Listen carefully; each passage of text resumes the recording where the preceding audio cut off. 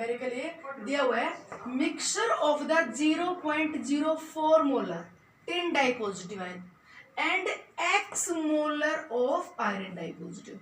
Iron dipositive का जो solution उसकी मोलरिटी नहीं दी, क्या दी? x मोलर है, मिक्सचर है टिन डाइपॉजिटिव और आयरन डाइपॉजिटिव, टिन डाइपॉजिटिव और आयरन डाइपॉजिटिव का क्या है? मिक्सचर। ठीक है, कितना है? 15 ml। This mixture is 15 ml, 15 ml mixture है। तो 15 ml में अपने पास 0.04 मोलर टिन डाइपॉजिटिव और आयरन डाइपॉजिटिव प्रेजेंट है।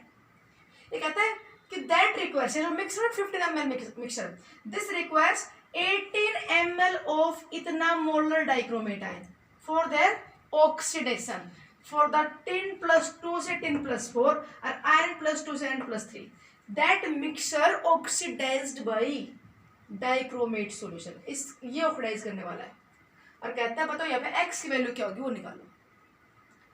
आपको ना जब कोई भी स्टेटमेंट दिया जाए, जब रिएक्शन की बात हो बेटा, एसिड बेस रिएक्शन हो या रिडॉक्स रिएक्शन हो, आपको मास दे, वॉल्यूम दे, कुछ भी दे कि मास से भी नंबर ऑफ मोल निकल जाते हैं, वॉल्यूम है तो भी नंबर ऑफ मोल निकल जाते हैं, मोलरिटी दे रखी हो तो आप ना हमेशा सिर्फ ये याद रखना लॉ ऑफ इक्विवेलेंस।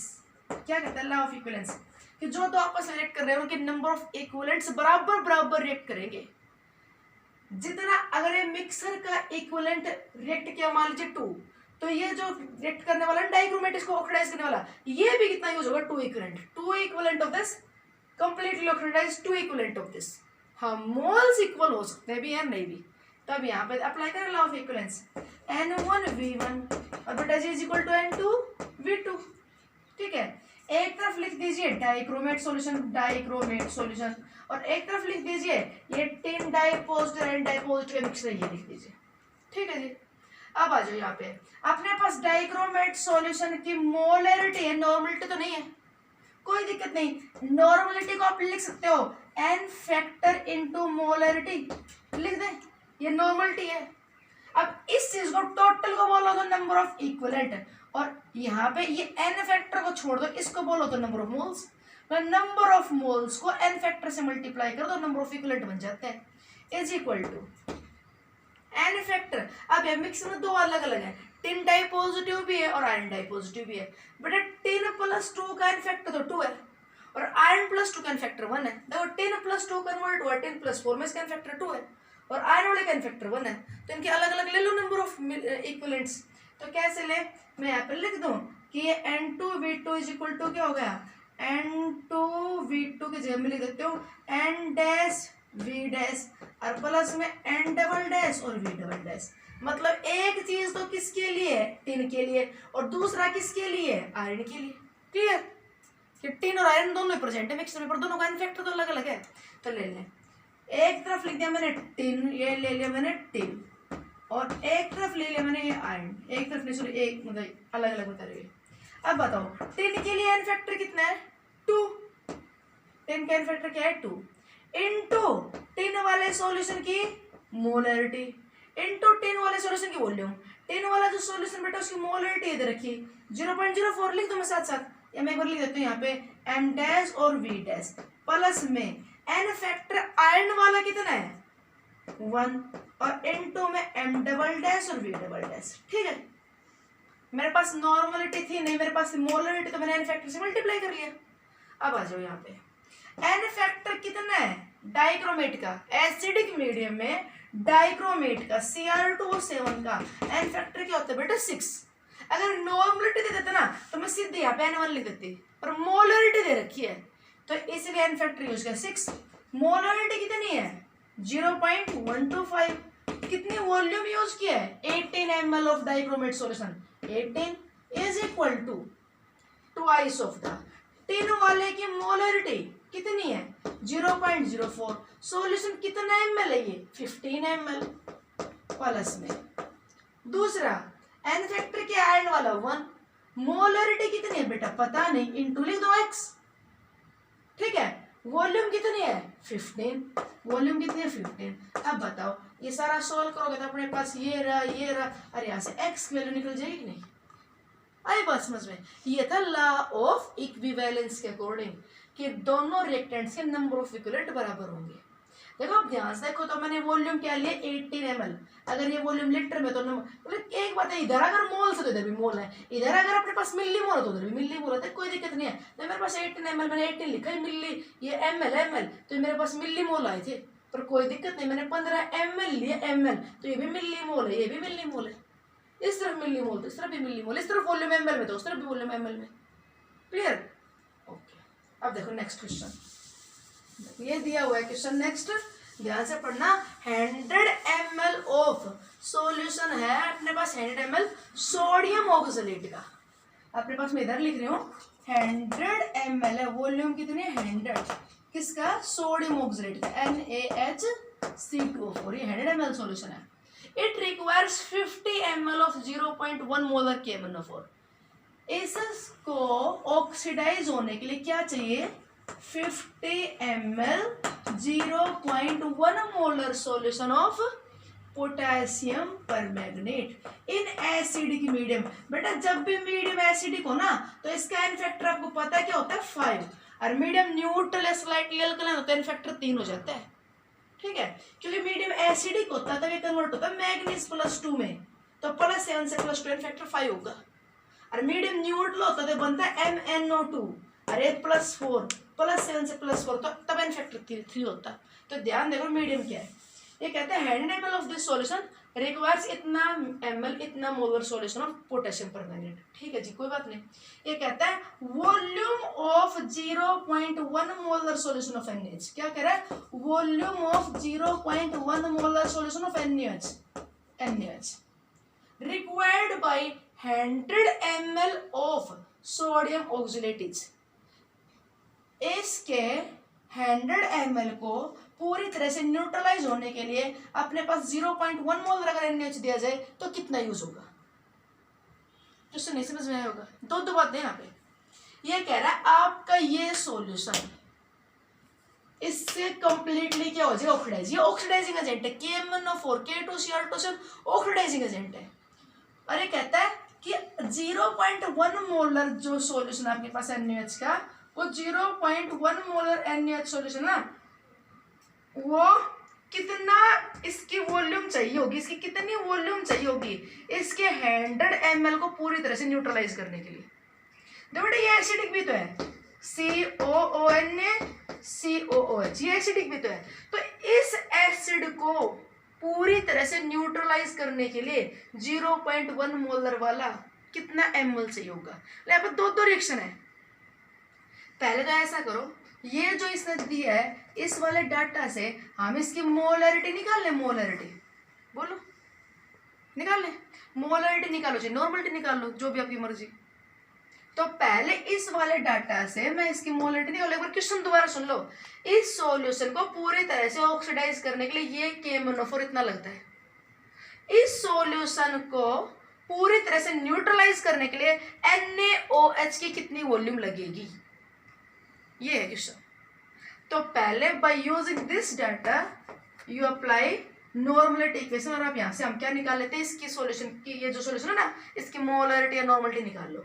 तो N1V1 is equal to N2V2। एक तरफ कौन ले लीजिए? KMnO4। दूसरी तरफ कौन ले लीजिए? ये NaHC2O4। बेटा KMnO4 की जब इसके साथ रिएक्शन होगी ना, तो ये रिडॉक्स रिएक्शन है। ये KMnO4 ऑक्सीडाइजिंग एजेंट है, ये रिड्यूसिंग एजेंट। ठीक है, निकालो अब इसका एन फैक्टर ले लो। नॉर्मलिटी तो मेरे पास है नहीं, इसकी मोलरिटी है, तो एन फैक्टर इसका 5, acidic medium n factor 5, molarity कितनी है? 0.1, वॉल्यूम कितनी है? 50। ठीक है, ये वॉल्यूम 50 ml ले ली, कोई दिक्कत नहीं है, मिलीमोल इधर भी मिलीमोल ले लेंगे। नॉर्मलिटी NaHC2O4 की नहीं है, एन फैक्टर है, एन फैक्टर लिख दो, एन फैक्टर इंटू मोलरिटी लिख दो इसको, फिर मेरे पास मोलरिटी आ जाएगी। तो एन फैक्टर क्या है इसका बताओ? अगर ये रिड्यूसिंग एजेंट है, देखो ये COON यहाँ पे लिखा नहीं लिख रखा बेटा। जब ये इसको ऑक्सीडाइज करेगा तो ये ऑक्सीडाइज होगा CO2 में, सारी चीज ध्यान से देखना, ये ऑक्सीडाइज होगा CO2 में। और n फैक्टर क्या होगा यहाँ पे, +3 से +4 और +3 से +4, तो इस टाइम इसका n फैक्टर 2 है, तो n फैक्टर है 2 इंटू मोलरिटी, मोलरिटी मुझे निकालनी है, इंटू वॉल्यूम, वॉल्यूम बोलो कितनी है इसकी, वॉल्यूम कितनी है 100। तो बेटा अब मेरे पास आ गई यहाँ से मोलरिटी किसकी, सोडियम ऑक्सलेट की, इसकी आ गई मोलरिटी, कितनी आ गई मोलरिटी बोलो, 0.1 इंटू 51/10, 5 क्या हो गया 25, और अपॉन में 2 और 100, तो 200 ये आ गई।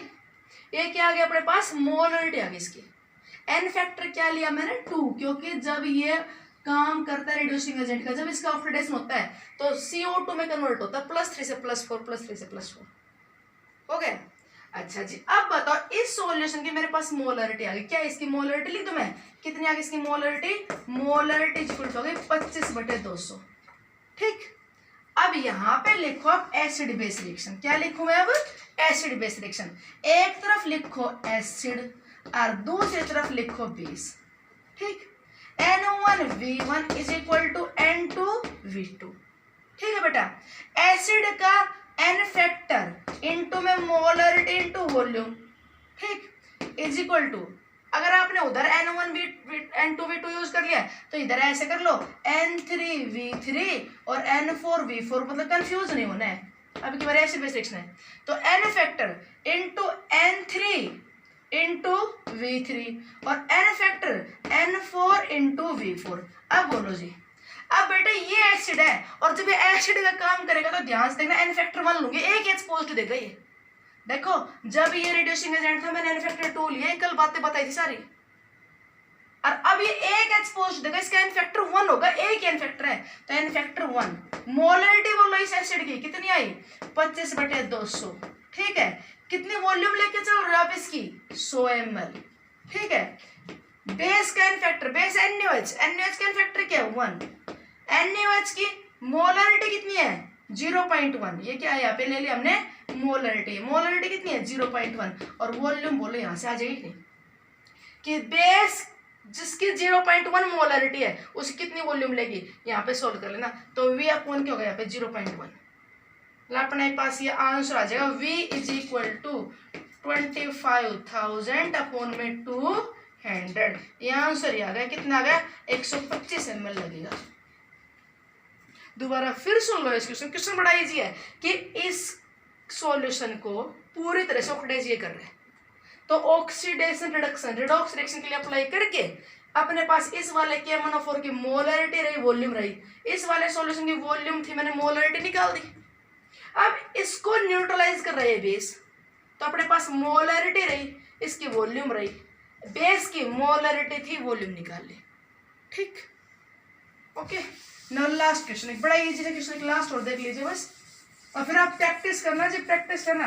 ये कहता है आपके पास 2 ग्राम इक्विमोलर मिक्सचर है, 2 ग्राम है सोडियम ऑक्सलेट और पोटासियम ऑक्सलेट का इक्विमोलर मिक्सचर, कितना है 2 ग्राम इक्विमोलर मिक्सचर है, इसको पूरी तरह से न्यूट्रलाइज करने के लिए, पूरी तरह से ऑक्सीडाइज करने के लिए 0.1 मोलर K2Cr2O7 की कितनी वॉल्यूम लगेगी, इसको पूरी तरह से क्या करना है अपने को, ऑक्सीडाइज। तो यहाँ पे आप ये बताओ 2 ग्राम सॉल्यूशन है, इक्विमोलर है, ठीक है, तो अगर सोडियम ऑक्सलेट अपने पास मान ले मैंने Na2C2O4 मान ले बेटा मैंने कि अपने पास कितना, सपोज कर लो x ग्राम, तो K2Cr2O7 कितना हुआ 2 - x ग्राम। ठीक है, हो गया।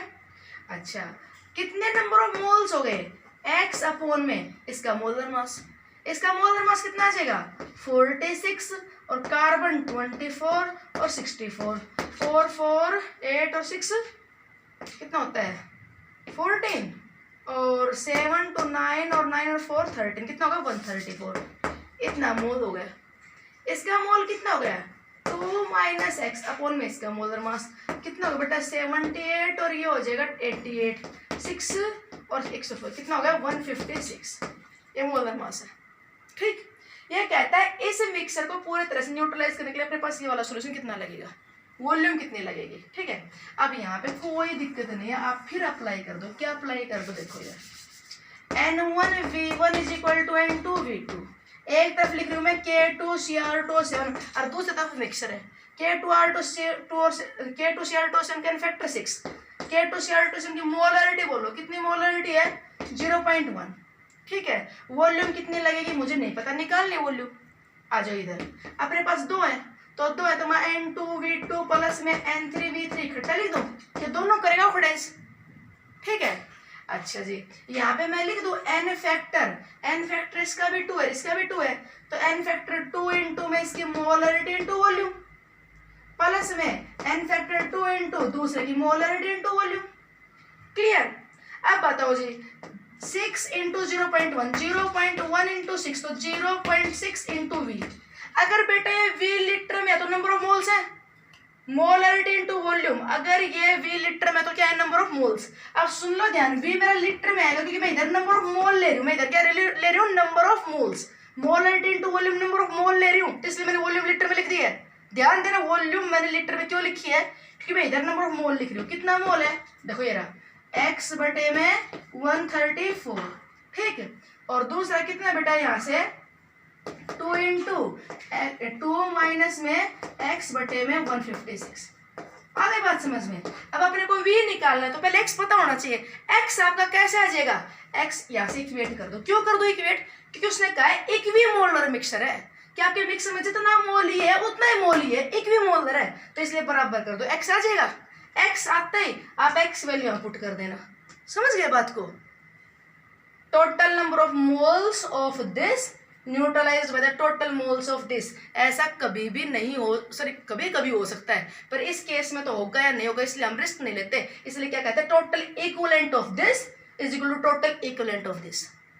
इक्विवेलेंट को क्या लिखते हैं, n factor into number of moles. क्या लिखते हैं, n factor into number of moles, n factor into number of मोल।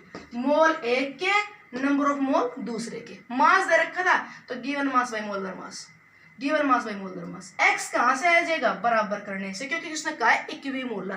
तो अब ये नंबर ऑफ मोल्स है तो इसलिए इधर भी मोल्स होने चाहिए, तो इसलिए वॉल्यूम किस में आएगी, लीटर में। आपका आंसर लीटर में आएगा। ओके।